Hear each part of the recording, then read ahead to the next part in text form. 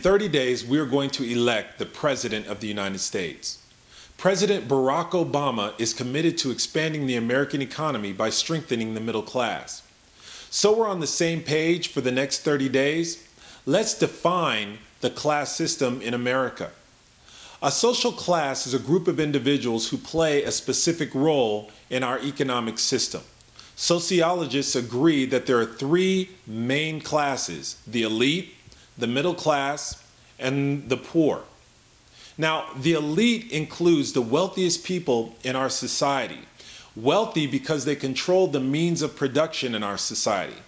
That means they own the companies that produce the goods and services we buy every day. Next is the middle class, which includes members of the society who are responsible for the actual production of the goods and services which we buy.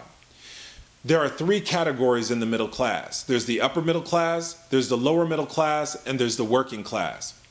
The upper class includes members of the middle class that are well trained in scientific and technical knowledge. Because of this training, they hold positions of leadership in our economy. They're highly educated and they're highly compensated because they manage the companies owned by the elite. The lower class includes members of the middle class who provide administrative support to the upper middle class. They do not have the scientific and technical training which would allow them to innovate ideas and expand our economy. But they have mastered the processes that make the production of goods and services in our economy possible. Then there's the working class, which includes members of the middle class that have mastered a simple and specific skill, which makes the means of production possible. The last of the main classes includes the poor. Now, these people may be working, but their income is equal to or less than the poverty line. So oftentimes they cannot afford the basic needs, and they have to depend on government social services in order to survive. Now, President Obama believes that the best way to grow the American economy is to create an environment where the middle class can experience unrestricted growth. His primary focus is not the elite of our society because they are already at the top of the American economy.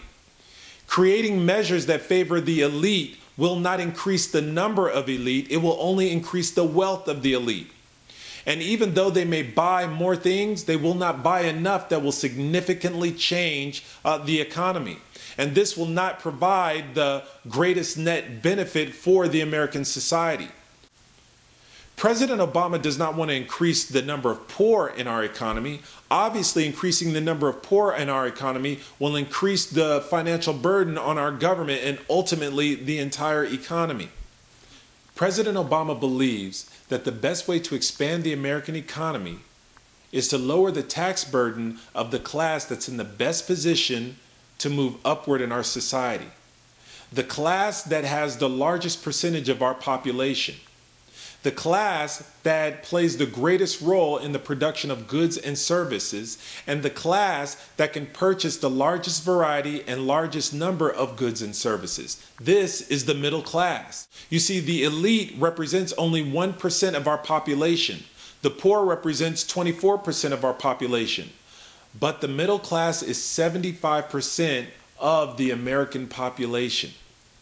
So President Obama's policies, the way they are designed, is to lower the tax burden of the middle class. When you lower the tax burden of the middle class, they use the money saved to become better educated, more innovative. And as a result of that, they experience greater advancement. Therefore, they're able to buy more things. And when they're able to buy more things, companies have to meet that demand. In order for companies to meet that demand, they have to hire and train workers. When they hire and train workers, they can produce more goods and services, they can meet demand, and what happens? The economy grows.